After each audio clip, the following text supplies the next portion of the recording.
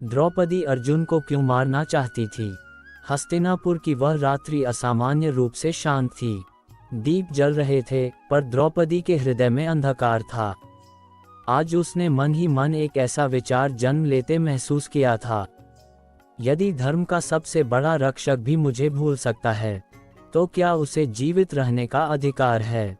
वह क्षण जहां प्रेम टूटा, द्यूतसभा का अपमान, वह क्षण द्रौपदी के जीवन का सबसे गहरा घाव था। वह सभा में खड़ी थी, 5 पतियों की पत्नी होकर भी अकेली।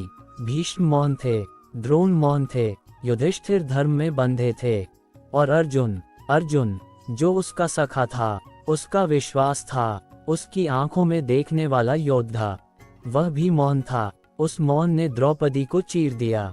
क्रोध का जन्म। वनवास के दिनों में एक रात द्रौपदी अकेली बैठी रो रही थी।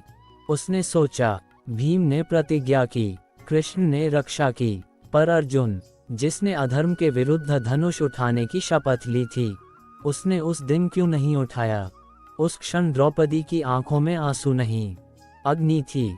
उसने मन ही मन कहा, यदि अर्जुन जैसा वीर भी अन्याय के समय चुप रहे, तो वह मेरे लिए मृत समान है। क्या वह सच में अर्जुन को मारना चाहती थी? नहीं, द्रौपदी का क्रोध हिंसा नहीं, न्याय की चीख था। वह अर्जुन को मारना नहीं चाहती थी, वह उसके मौन को मारना चाहती थी। वह चाहती थी कि अर्जुन अपने धर्म को याद करे, अपने धनुष को नहीं, अपने साहस को उठाए। अर्जुन का प्रायश्चित। कुरुक्षेत्र में जब अर्जुन ने गांडीव उठाया, तब वह केवल कौरवों से नहीं लड़ रहा था, वह द्रौपदी की उस रात से लड़ रहा था।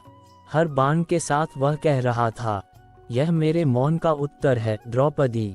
निष्कर्ष, द्रौपदी अर्जुन को मारना नहीं चाहती थी, वह चाहती थी कि अर्जुन सिर्फ महान योद्धा न बने, बल्कि अन्याय के विरुद्ध खड़ा मनुष्य बने। क्योंकि द्रौपदी के लिए सबसे बड़ा अपराध शत्रु की तलवार नहीं थी, अपनों का मौन था।